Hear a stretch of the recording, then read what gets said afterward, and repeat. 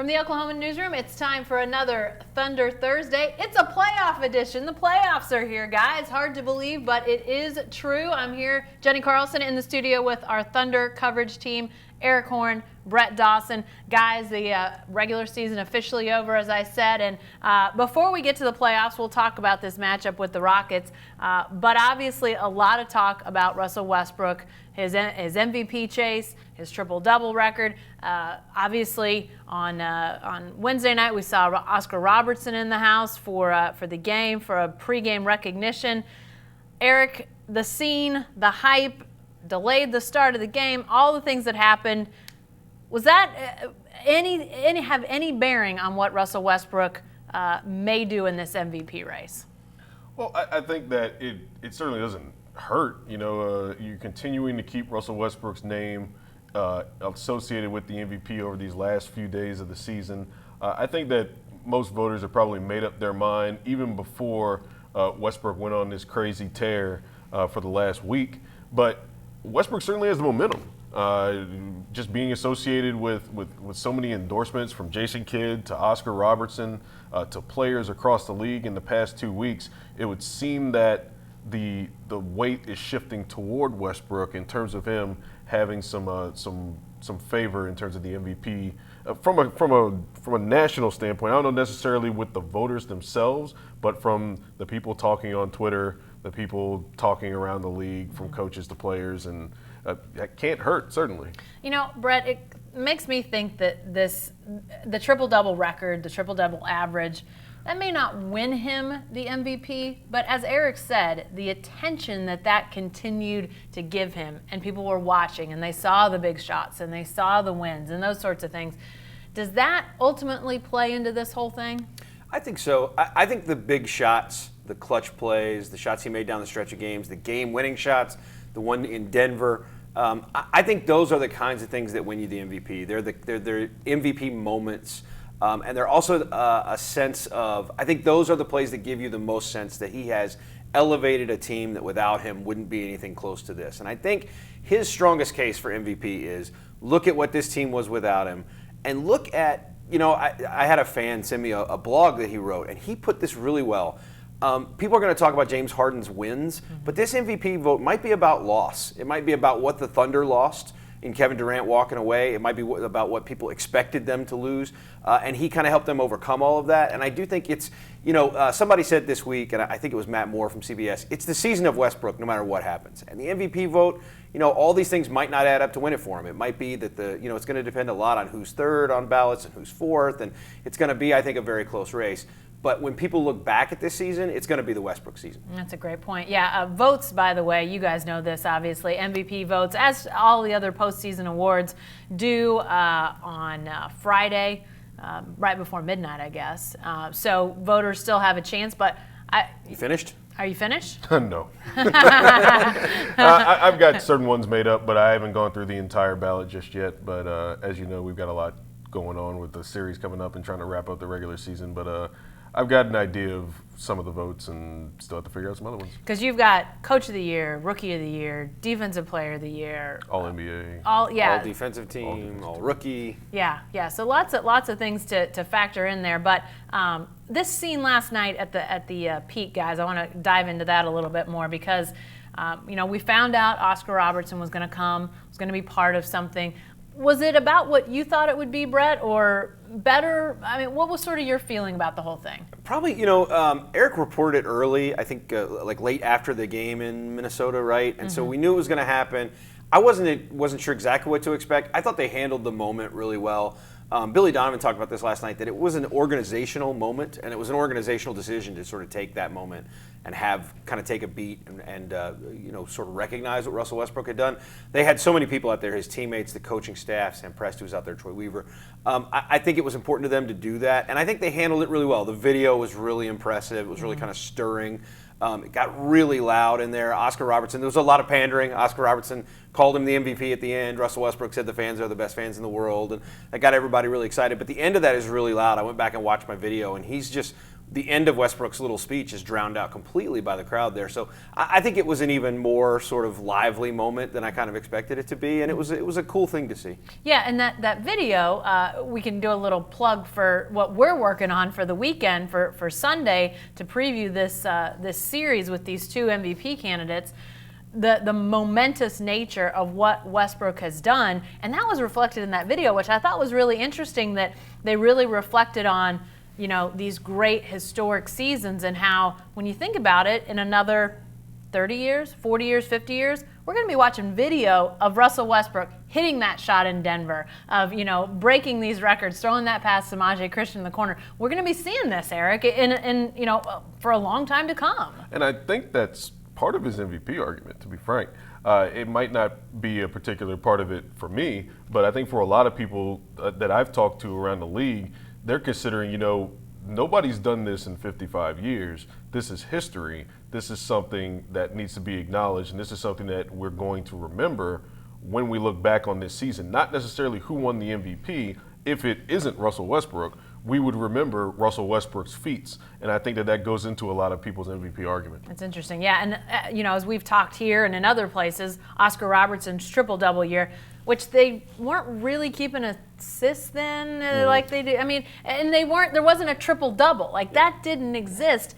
But yet, when we think about that great season, that was a great NBA season. Bill Russell, he wins the MVP. Wilt Chamberlain, he finishes second with, what, 50 and 27 averages? I mean, historic averages, but yet, you know, Oscar finishes third, Brett, which says that, you know, I think you talked about that idea that regardless of what happens, we're going to think about this season for Russell Westbrook for a long time to come. Yeah, the Oscar Robertson season is the one of those that has endured. Wilt's numbers get lost in a sea of like amazing Wilt numbers.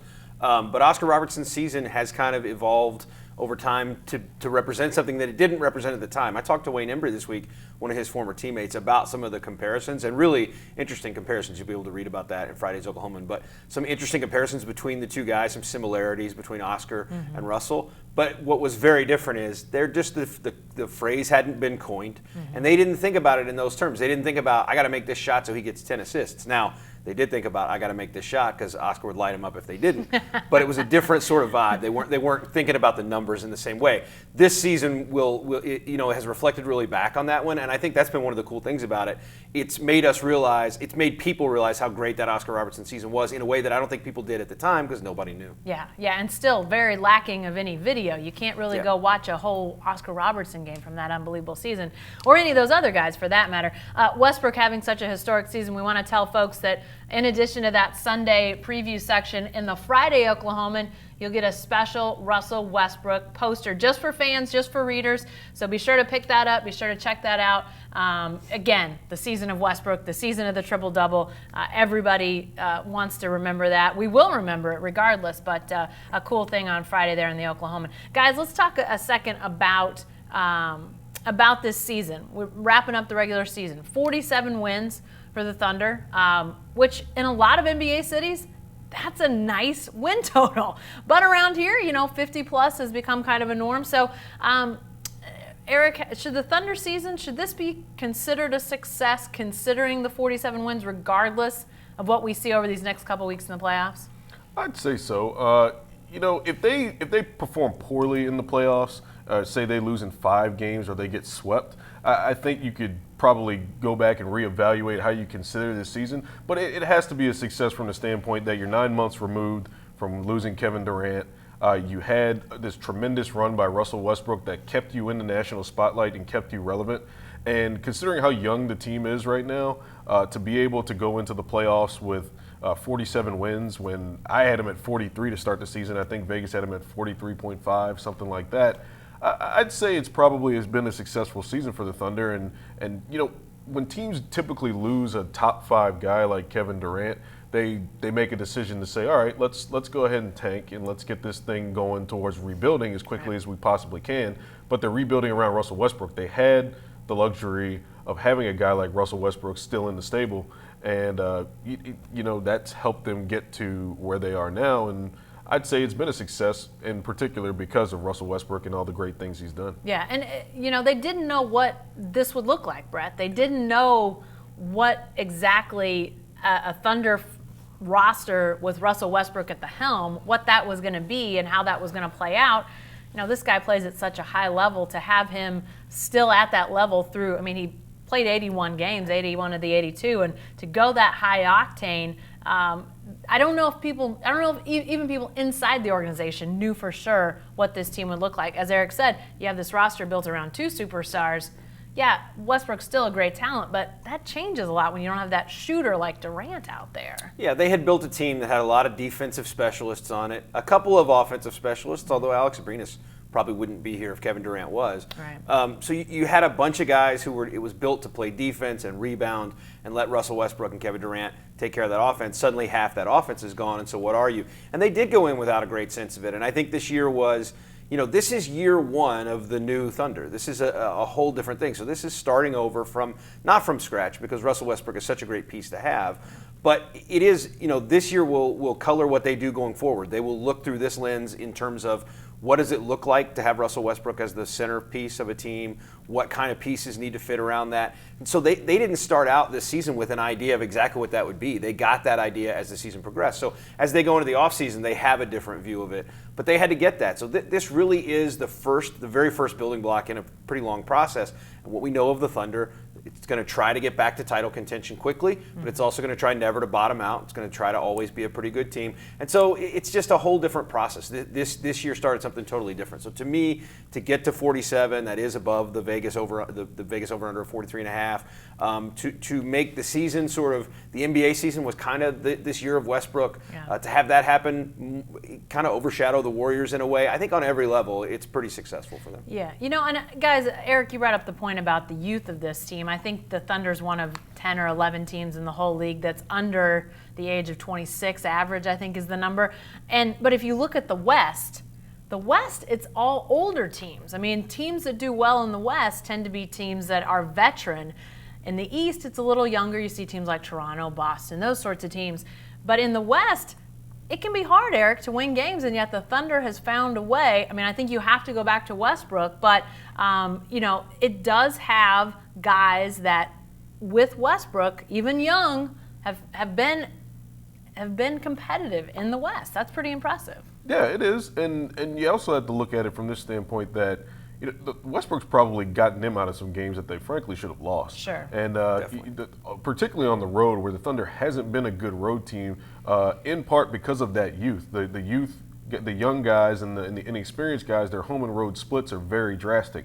So Russell Westbrook, I think that's part of why he's had to go on these tears on the road in places like Dallas and Orlando, where the Thunder really has no business losing if they just have young, experienced players who are locked in. And for that matter, just the experienced starters are locked in from the beginning of the game. There have been games where Russell Westbrook hasn't been locked in from the beginning as well. The Thunder have been a bad road team this year. So Westbrook has really has lifted them and elevated them in some games that they should have lost this season. So they're really closer to, I think Barry blogged this, closer to more like a 45-win team as opposed to a 47-win team. But Russell Westbrook heroics have saved them more times than they probably should have. No doubt about that. All right, let me remind you, you're watching Thunder Thursday as we look back at the end of the regular season, wrap up a historic season for Russell Westbrook. Sure, a lot more to be talked about in that regard, but looking ahead now towards these playoffs, guys, it's going to be Sunday night, 8 o'clock, start of this series. Game 1 in Houston, then Game 2 Wednesday there in Houston. But obviously this is not only Thunder Rockets, but Westbrook Harden, that whole matchup. Easily, I don't even think it's up for debate, the most compelling first-round matchup that's out there, even at a 3-6 because of these two guys. Brett, who wins this head-to-head matchup, do you think? I think Westbrook will probably put up better numbers. I think it's the way the two teams play dictates that. They're probably going to need more out of him just to stay competitive.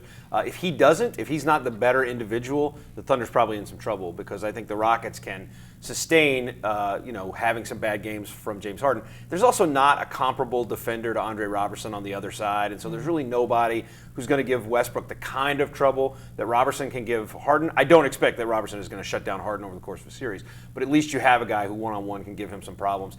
I think Westbrook will end up having the better kind of individual series. Yeah, and you talk about Robertson, Eric, I don't want to say he's in James Harden's head, because that's not true, but he has definitely affected James Harden maybe as much as anybody, I would think, because he can do so many things. Harden, while he might be able to pass or, he can sort of go to some other things, it's still a time when they need him to score, and Robertson has shown he can really affect that. Yeah, oh, absolutely. Robertson's probably the best defender of James Harden in the league.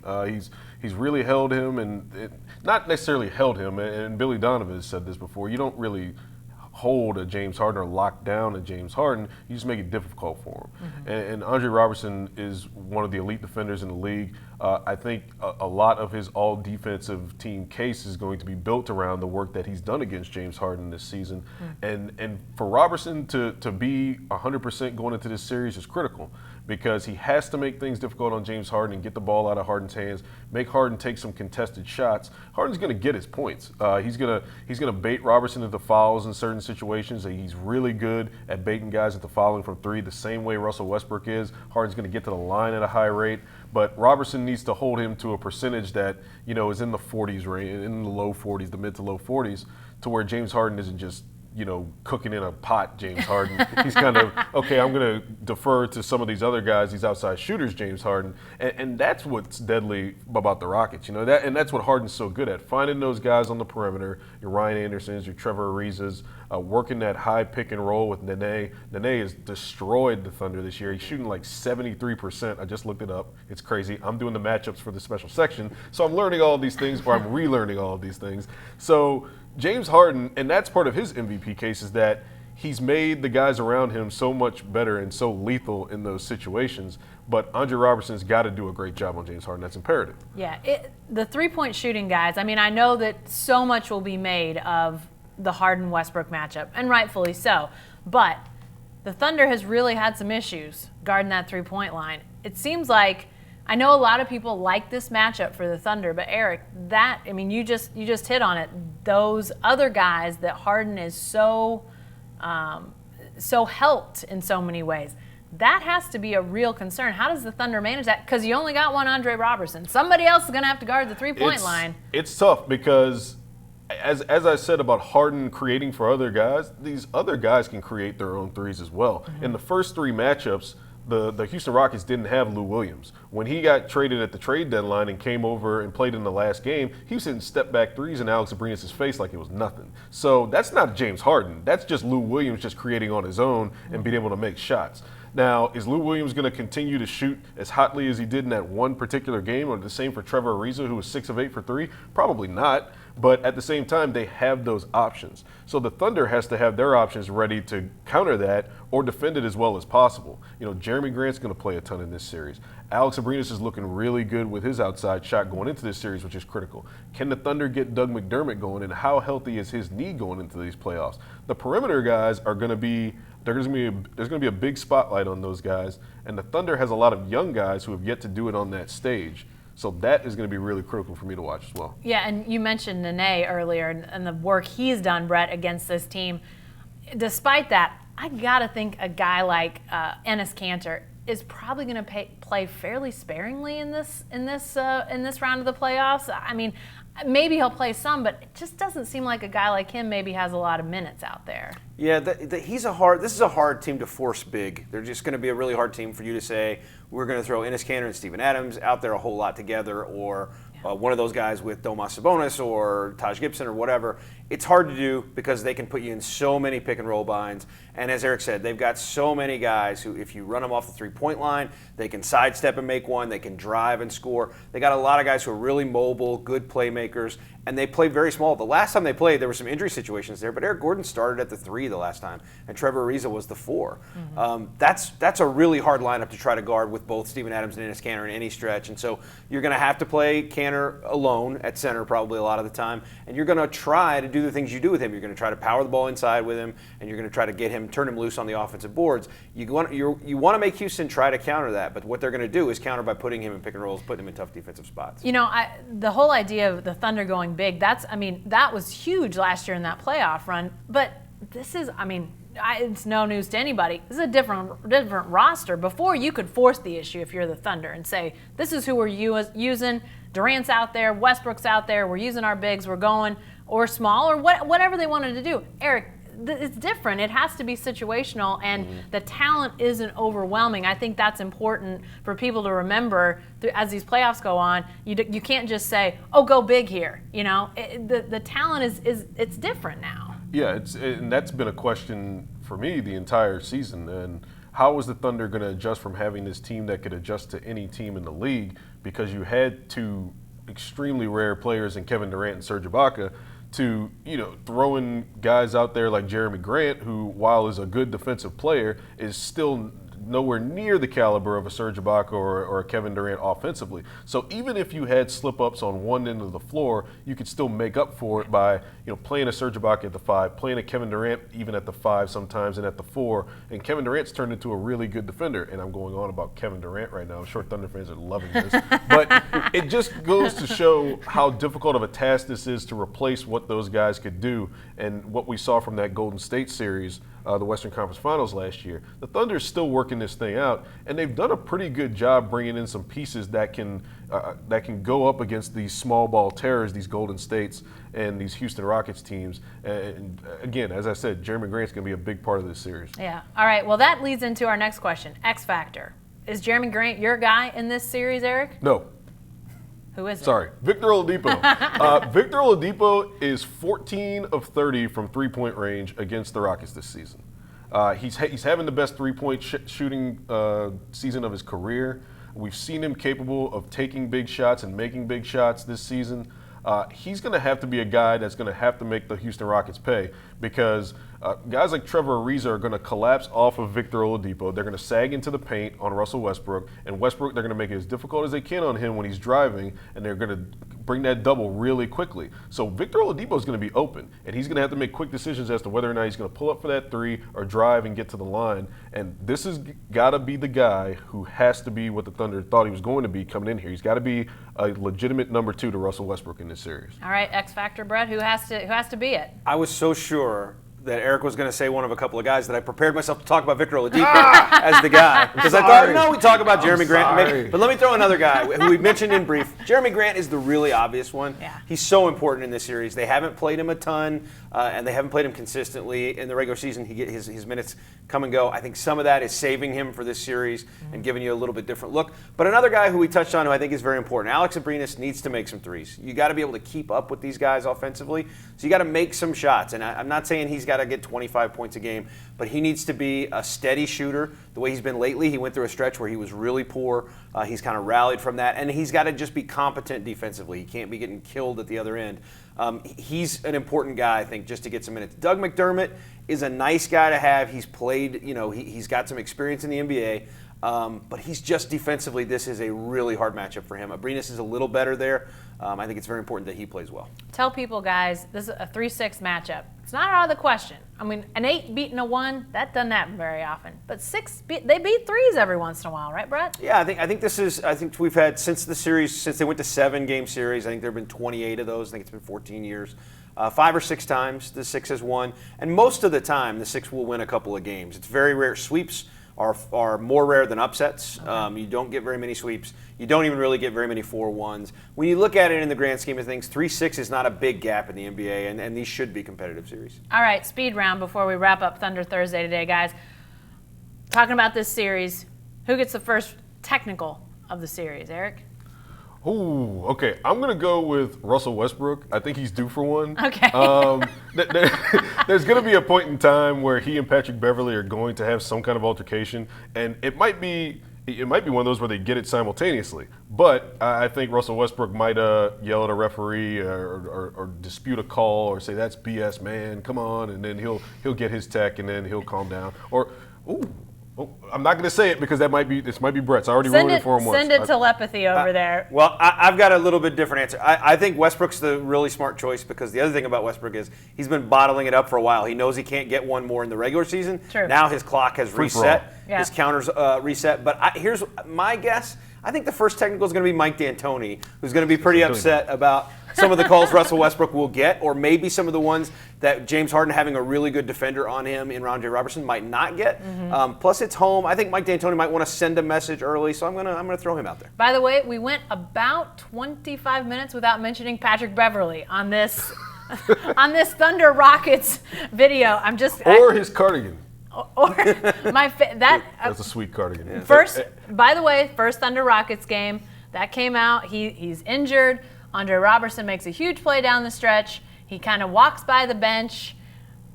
Apparently, Patrick Beverley doesn't like guys walking by the bench. Wasn't having it. He comes off the bench looking like he's ready to fight, eyes bulging, in this tremendous gray cardigan. Yeah, like he's like a really angry librarian, and Yes. Andre Robertson had been loud Yes. in the library. I might put him on the all-defensive team just because of that cardigan. It was lockdown. It was a lockdown cardigan. Best outfit by an injured guy who came into the Peak this year by far. The cardigan? Yeah, worst Paul George. I did not. I don't It see. I didn't was see Paul not good. George's. I'll go look for it. Was not good. Yeah, the cardigan was on point. It was great. Okay, first triple double. Who gets the first one in this series? Brett, I'll let you go first. Westbrook will get the first one, I think, because I think he'll get one in game one. I don't know. There's a lot of talk about whether Westbrook's going to try to play the same way, and whether he's going to try to get triple doubles, or whether that's going to be take a back seat to what happens in the the playoffs, the sense of winning or whatever. I don't think he views the triple double as a thing that's costing them games, and I think he's a creature of habit, and I think he's going to play very similarly to the way he played in the regular season. So I think he'll be going out trying to do everything he can do to win a game, and I think that leads to triple doubles. Eric? I could easily say Westbrook. I'll say Harden for this reason. Westbrook has shot really well against the Rockets this season, and I think he's going to come out and shoot really well against this team. And it might not lead to the assists that we're normally used to. I think he'll get the boards, maybe not the assists, and definitely the points. This might be one of those series where we see Westbrook go off for multiple 40-point games in a row. Okay, we know Patrick Beverley. I feel like I need to mention Patrick Beverley a bunch here before we get done. We know he's going to get booed in Oklahoma City because that happens all the time in Oklahoma City. But does Russell Westbrook get booed in Houston? It's an interesting thought because of the MVP race and how much love Russell Westbrook's received in the past couple of weeks. But I think it goes beyond that too. It just goes to the fact that Russell Westbrook is Russell Westbrook, and the Houston Rockets fans are probably going to say, okay, Russell Westbrook's been getting all these cheers for the past few weeks. We're not having this stuff anymore. And it's not going to be a consistent run of boos, but if something happens, if there's an altercation, Westbrook will probably get some boos. Any doubt? Yeah, when he gets introduced, he's going to get booed, and that hasn't been the case at a lot of places. But this ain't Orlando. They got something to play for. Yeah, exactly. All right, what about James Harden? Does he get booed in Oklahoma City? No, I don't think so. Patrick Beverley, yes. James Harden, no. I think the fans are clearly confident that Russell Westbrook is going to be this MVP winner, and there's no ill will towards James Harden because he left here. He didn't leave here in free agency like Kevin Durant did. He was traded, even though some will lead you to believe that James Harden didn't want to take the money that the Thunder was offering, and that could lead to some animosity. But James Harden's always been received pretty well here, so I wouldn't expect it to happen. Any reason to think he would be? I think there will be some boos, and it'll be purely an MVP thing. I think some people who are going to say, we're going to support our guy, so we're against this guy. We don't want him to be the MVP. But there are still a lot of people who have a lot of really fond feelings for James Harden here. And the fact that he and Westbrook have a good relationship as opposed to Westbrook and the other guy we've talked so much about already today, I don't think it's going to be like violent boos. I think it'll be a worse reaction for Westbrook in Houston than for Harden in Oklahoma City. Oh, definitely. So, although Harden has said some things, and his general manager in recent days that, might stir people up a little bit. Last question of the speed round and of this Thunder Thursday. Who wins the series? How many games? I'm going to go with the Rockets in 6. I think that the Thunder can go up there and steal one, but it's going to be really difficult for them not to win this series without home court advantage because they just haven't really been a great road team this entire season. And the Rockets were able to come in here when Beverly was healthy and steal a game. It's going to come down, I think, a couple of these games to Russell Westbrook and what he does in the crunch time. The first 3 games of the series were really close, and Russell Westbrook had the ball in his hands in late game situations and missed 2 shots to either tie or go ahead. So I think that Houston is better equipped to handle those games than the Thunder is on the road. Brett? Yeah, I wish I had a more exciting answer because I think Houston in 6 is the same thing. I think, look at Phoenix twice at Minnesota. The Thunder has laid some bad eggs on the road, and maybe they get one in Houston. They had one game where they played great there this year. Didn't win, but were in the game.